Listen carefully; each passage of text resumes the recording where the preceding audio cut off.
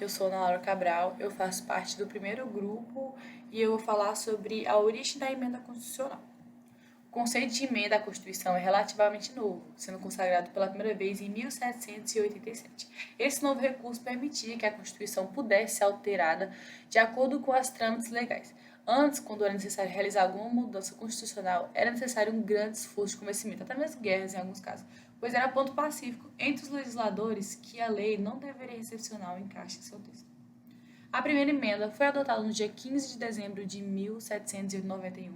Ela impede textualmente ao Congresso americano de infringir seis direitos fundamentais. O Congresso passa a ser impedido de estabelecer uma religião oficial ou dar preferência a uma dada religião, proibir o livre exercício da religião, limitar a liberdade de expressão, limitar a liberdade de imprensa, limitar o direito de livre associação pacífica, limitar o direito de fazer petições ao governo com o intuito de reparar agravos.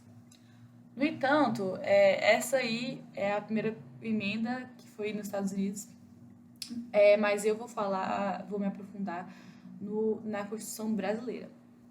O contexto antes da emenda era o seguinte: era o pós-Segunda Guerra Mundial. Em 1965, o mundo ficou dividido entre o capitalismo e o comunismo, entre os Estados Unidos e a Rússia, que foram os vitoriosos dessa guerra. Esse contexto político teve tudo a ver com a Constituição de 1967. No Brasil, o presidente João Goulart estava mal politicamente, ele buscava implantar a reforma agrária, que era rejeitada pela sociedade civil naquela época. Então, a tropa militar marchou de Minas Gerais até Rio de Janeiro em 1964 e cassou o mandato do presidente e instalou o golpe militar. Inicialmente, Castelo Branco afirmava que era apenas uma transição enquanto houvesse a ameaça comunista, mas era possível perceber que era um regime que seria extremamente ditatorial, sendo personificado pela figura do general Arthur Costa e Silva. O grupo radical permaneceu no poder até 1985. A Constituição de 1967, elaborada durante a ditadura, era meramente formal, pois sua força era muito menor do que os AIs, que eram os atos institucionais.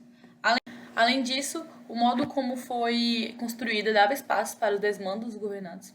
Durante seu período de vigência, a Constituição incorporou 13 atos institucionais, 77 atos complementares e 27 emendas. A Constituição de 67 foi formalmente promulgada no dia 24 de janeiro de 1967, porque os partidos políticos convocaram o Congresso para elaborar essa Constituição. Essa Constituição ela praticamente não funcionou, porque logo em seguida editou-se o AI-5, que foi o que prevaleceu. E já em 17 de outubro de 1969 veio a emenda constitucional. Nesse momento já havia sido institucionalizado o famoso ato número 5, citado anteriormente, que endureceu ainda mais o regime militar. O então presidente Costa e Silva teve um derrame e teve que ser afastado. E na Constituição e na lei está previsto que o vice devia assumir o cargo. Porém, o vice era Pedro Aleixo, ele era um civil. Então a juntada militar, ela assumiu o cargo de presidente e emendou a Constituição de 1967. Tal emenda decretada pela juntada militar que era composta por Augusto Ram, Aurélio Lira, Márcio de Souza, ministro da Marinha, Exército e Aeronáutica, respectivamente. Mudou substancialmente a redação da esmagadora maioria dos dispositivos da Constituição de 1967, para adequá-los às medidas de exceção que o governo vinha decretando, dando assim um ar de legalidade a todo aquele cenário de perseguição, censura e repressão promovido pelo regime, com destaque para os infames atos institucionais. E o questionamento que fica é se essa emenda ela realmente foi só uma emenda ou se ela foi uma Constituição, porque ela não mudou só alguns pontos, ela realmente endureceu o regime militar, com a exceção dos atos institucionais. Ela fez grandes mudanças com caráter revolucionário, que é uma característica da Constituição. Oi, eu sou a Thaís. Eu vou explicar o que é uma emenda constitucional, a finalidade dela e os trâmites para aprovação de uma emenda constitucional. De acordo com o artigo 60 da Constituição Federal de 1988, as emendas constitucionais, elas têm a intenção de alterar, modificar algum texto ou fragmento da Constituição promulgada, a fim de que o ordenamento jurídico ele acompanhe as transformações sociais ao longo dos anos. Então, a lei sempre tem que estar atualizada. E como a nossa Constituição ela tem caráter rígido, o processo de aprovação de uma emenda constitucional ele não é tão simples. Ele requer uma maior formalidade e bastante cautela durante todo esse processo.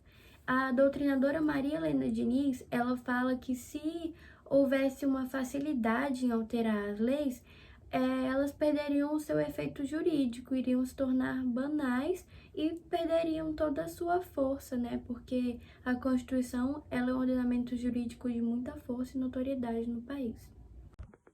Olá, meu nome é Beatriz, faço parte do grupo de emendas constitucionais. Vou falar um pouco a respeito do processo e trâmites para a criação de emendas constitucionais. Bem, fase iniciativa introdutória. A princípio, é válido destacar que existem restrições para a legitimidade de quem pode de quem pode propor uma emenda constitucional para o Congresso Nacional. No caso, uma PEC, né? Existem 3 situações.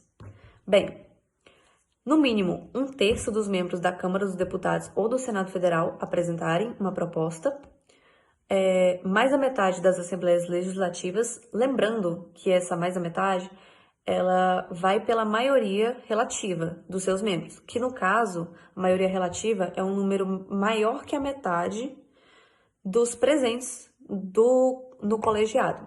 Ok. E, por fim, o presidente da República.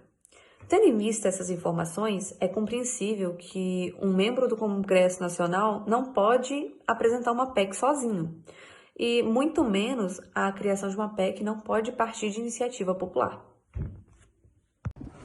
Boa noite, eu vou falar das limitações circunstanciais que impedem a criação de uma emenda constitucional no Brasil. A limitação do poder constituinte derivado, também conhecido como poder de emenda, pode ser formal ou procedimental, é a mesma coisa. No Brasil, há um pequeno rol de pessoas legitimadas para apresentar propostas. Senadores, deputados, o presidente da República ou a maioria das assembleias legislativas do país. É um processo rigoroso, pois tem que ter a aprovação de 3/5 dos deputados e senadores e com duplo turno de votação para cada casa parlamentar. A limitação também pode ser temporal, vedando-se qualquer tipo de alteração durante certo tempo de sua vigência, como, por exemplo, a Constituição do Império de 1824, em seu artigo 174, que vedou qualquer alteração durante os 4 anos seguintes da sua vigência. A limitação circunstancial é aquela que suspende a tramitação de qualquer proposta de emenda ocorrida em momentos de instabilidade institucional, como, por exemplo, o estado de sítio de defesa e intervenção federal, como ocorreu no Rio de Janeiro em 2018. E a última limitação é a limitação material, que são aquelas que impedem a alteração de conteúdos consagrados no texto institucional, que são consideradas cláusulas pétreas, que são o voto direto, secreto, universal e periódico, a separação dos poderes e os direitos e garantias individuais. E para finalizar, eu gostaria de ler a citação do autor Oscar Vilhena Vieira, a respeito das limitações. Depois que passa a fase introdutória da criação da proposta de emenda constitucional, ela prossegue para a fase constitutiva, que é onde a casa iniciadora, que pode ser ou a Câmara dos Deputados Federais ou o Senado Federal, eles vão apresentar essa proposta de emenda constitucional. E aí eles vão apresentar e ela irá prosseguir para outra casa que vai tratar essa PEC como nova e ela pode modificar livremente. E caso ela queira realizar alguma modificação relevante, ela vai ter que retornar para a casa iniciadora que vai aprovar e apreciar essa modificação. E caso ela queira, ela pode modificar novamente e tramitar para outra casa. Então, enquanto não houver um consenso, uma concordância entre as duas casas, essa PEC pode ir transitando de uma casa para outra. Quanto à deliberação da emenda constitucional, se a PEC ela for apresentada na Câmara dos Deputados, ela irá ser submetida à apreciação em 2 comissões, que é a Comissão de Constituição e Justiça, a CCJ, e a Comissão Especial. A CCJ, ela cuida dos aspectos constitucionais da PEC, enquanto a Comissão Especial cuida da matéria dessa proposta de emenda constitucional. E se essa PEC for aprovada nas duas comissões, ela irá passar diretamente para o Senado, sem precisar passar pelo plenário. Mas se 52 deputados recorrerem, ela terá que passar pelo plenário. No plenário, a PEC ela irá prosseguir em 2 turnos, onde vai ser realizada a votação e a discussão sobre essa proposta. Então, por exemplo, se uma PEC ela tem início na Câmara dos Deputados, lá ela vai ser discutida e votada em 2 turnos, com a diferença de no mínimo 5 sessões entre cada um desses turnos. E se ela for aprovada lá, ela já vai passar para o Senado, onde o CCJ vai novamente realizar a votação em 2 turnos e a discussão dessa PEC. E aí, para que ocorra a aprovação de uma proposta de emenda constitucional, é necessária a maioria qualificada, ou seja, 3/5 dos membros de cada uma das casas. Então, é necessário 3/5 dos membros da Câmara dos Deputados aprovando e 3/5 dos membros do Senado aprovando essa PEC. E caso uma dessas casas, durante esses turnos de votação, resolva modificar alguma coisa na PEC, todo esse processo deliberativo ele vai acontecer novamente até que todas as divergências sejam reparadas. E o que seria essa maioria qualificada? Na Câmara dos Deputados, 3/5 dos membros são 308 deputados de 513, enquanto no Senado, 3/5 são 49 deputados de 81. E vale lembrar também que não é possível a manifestação do chefe de poder executivo durante todo esse procedimento para aprovação de uma proposta de emenda constitucional. Mas, se ele quiser e se ele achar necessário, ele pode ter a iniciativa de apresentação de uma PEC. Então, ele pode apresentar uma PEC, mas ele não pode interferir ou tentar modificar o procedimento de aprovação de uma proposta de emenda constitucional, porque isso compete apenas à Câmara dos Deputados Federais e ao Senado Federal. Após a fase introdutória e a fase constitutiva, vem a fase complementar, que é a última fase em que vai ser apresentada e promulgada a emenda constitucional. Ela deixa de ser uma proposta e passa a ser uma emenda constitucional.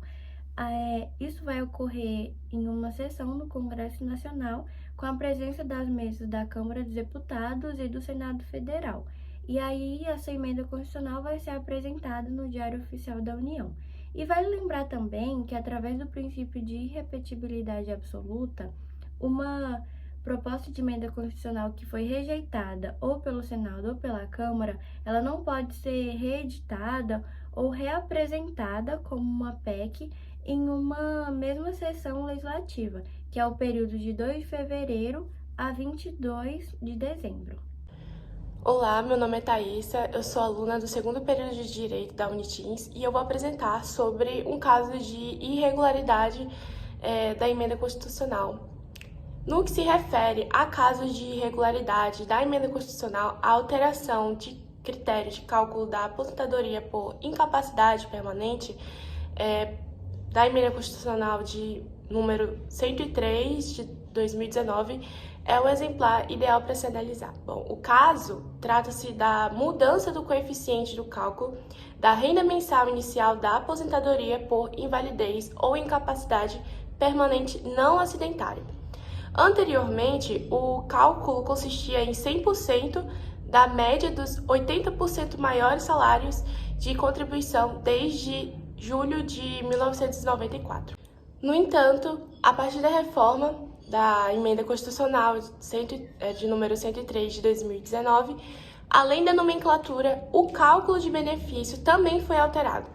Agora, a chamada aposentadoria por incapacidade permanente é calculada da seguinte forma: 60% mais 2% a cada ano que exceder 15 e 20 anos de tempo de contribuição para mulher e homem, respectivamente. Dessa forma, o coeficiente é multiplicado pela média de 100% dos salários de contribuição desde julho de 1994. Entretanto, se o benefício for acidentário, o coeficiente do primeiro item fica em 100%. É importante ressaltar que juízes federais como Vitor Hugo Andrade e Patrick Luca ainda tomam como suporte teórico, em suas análises minuciosas do caso, as implicações da reforma sobre o ângulo dos princípios da vedação ao retrocesso social, da irredutibilidade, do valor dos benefícios, da igualdade, assim como dos postulados da razoabilidade e proporcionalidade. Indubitavelmente, a modalidade não acidentária, ela mostra-se totalmente desvantajosa, principalmente se comparada, por exemplo, ao auxílio por incapacidade temporária, que não teve nenhuma mudança no seu coeficiente inicial de 91%. Bom, então, dessa forma, a decisão da TRU, ela se fundamentou em princípios da violação aos princípios da isonomia, da razoabilidade, da irredutibilidade, do valor dos benefícios e da proibição da proteção deficiente. Com base nesses fundamentos, foi decidida a inconstitucionalidade do inciso 3 do segundo parágrafo do artigo 26 da Emenda Constitucional de número 103 de 2019, e a TRU fixou a seguinte tese. O valor da renda mensal inicial da aposentadoria por incapacidade permanente não acidentária continua sendo 100% da média aritmética simples dos salários de contribuição contidos no período básico de cálculo. Tratando-se do benefício com data do início do benefício posterior à Emenda Constitucional de número 103 de 2019, o período de apuração será de 100% do período contributivo desde a competência de julho de 1994 ou desde o início da contribuição, se posterior àquela competência. Para fim de conclusão do trabalho, irei citar algumas emendas constitucionais que foram promulgadas no ano de 2022.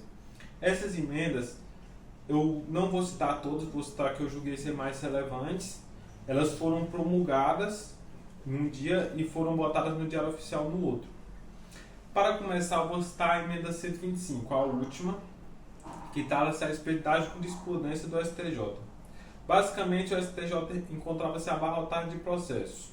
Por isso, viu-se a necessidade de criar um mecanismo que fizesse que menos processos chegassem. Basicamente, a cada um processo que eles conseguiam resolver, chegavam mais 3 e tornava-se um ciclo vicioso e infinito.